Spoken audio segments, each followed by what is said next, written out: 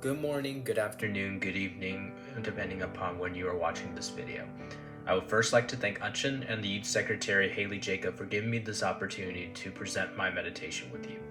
Today's two portions are Luke chapter 3 verse 1 to 9 and Psalm 51. For my meditation, I will be focusing on Psalm 51, the Psalm of David confessing his sin of adultery to Bathsheba.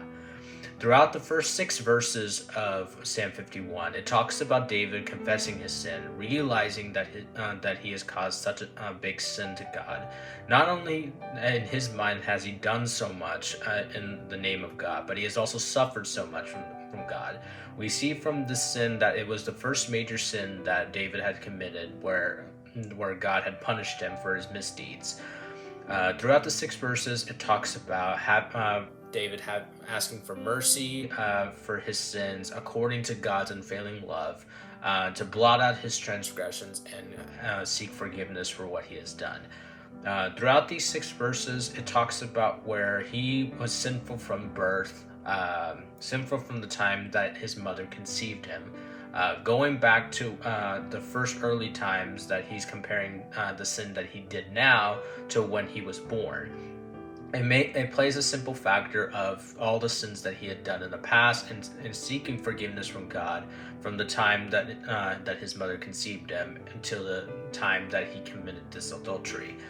From verses 7 to 15, he talks about how he wants to create a clean heart, start over from scratch from the sin, and basically ask God to wipe away his sin for him.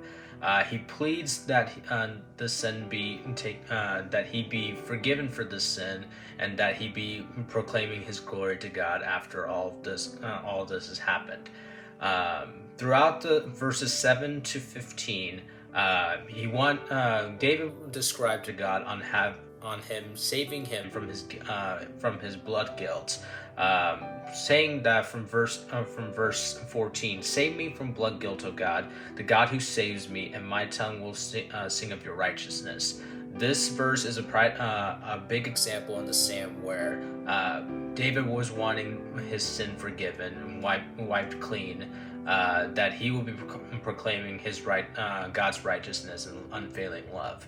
Throughout the remaining verses, it showed that God really was touched by what David was showing through his confession and through his cry for mercy.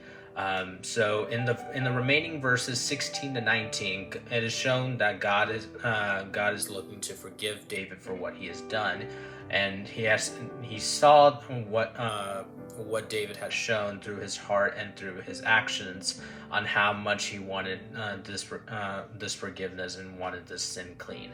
Again, I would like to thank Unshin and the Youth Secretary Haley Jacob for giving me this opportunity.